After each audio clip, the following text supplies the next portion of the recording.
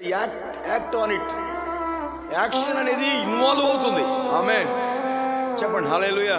ఈ బిలీఫ్కి ఫుల్ ఫామే విశ్వాసం. అలా చూడండి, అలా గుర్తుపెట్టుకోండి. హృదయంలో నమ్మటం కాదు, కానీ దేన్నైతే నమ్ముతున్నామో దాని ప్రకారంగా క్రియ చేయడం. ఆమె నేను వెళ్ళి లేచి ఆయన ముట్టుకొని నేను బాగుపడదను అది చెప్పింది చెప్పింది చెప్పింది చెప్పింది కెప్ట్ ఆన్ సేయింగ్ చెప్పింది చెప్పింది చెప్తూ చెప్తూ చెప్తూ వెళ్ళి వస్తాడు.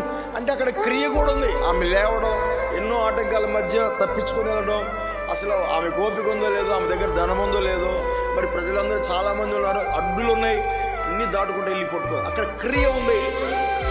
ఆమె చెప్పండి, మనం ఏమంటాం? ఈరోజు నా ఒక ఉదాహరణ చెప్పాను, ఒక కారు గురించి చెప్పాను. కారు దగ్గరికి వెళ్ళిపోయి ఇది నా కారు, నేను నమ్ముతున్నాను అయ్యా, ఇది నా కారు, ఇది కీ నేను నమ్ముతున్నాను, ఇది పెట్టి స్టార్ట్ చేస్తే దానైతే నేను నమ్ముతున్నాను, ఇంట్లో కూర్చొని నేను ప్రయాణం చేస్తే ఇంటికి వెళ్తాను. నువ్వు అక్కడే చెప్తా ఉండు చెప్తా ఉండు చెప్తా ఉండు. వచ్చే వారం వరకు నువ్వు చెప్తా ఉండు, అక్కడే ఉంటావు, ఇంటికి వెళ్ళ. ఎందుకు నువ్వు చెప్తావు, కానీ క్రియారూపం ఏం చేయవు చెప్పు. ఆ లాక్ ఓపెన్ చేసి కూర్చొని డ్రైవ్ చేయవు, అందుకే నువ్వు అక్కడే ఉన్నావు. అంటే క్రియ కూడా ఉండాలి. ఆమేన్ చెప్పండి హల్లెలూయా. చాలా మందికి అర్థం కావట్లా.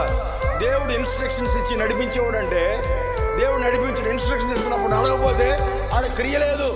క్రియ అనేది మన సైడ్. ఆమేన్ చెప్పండి హల్లెలూయా.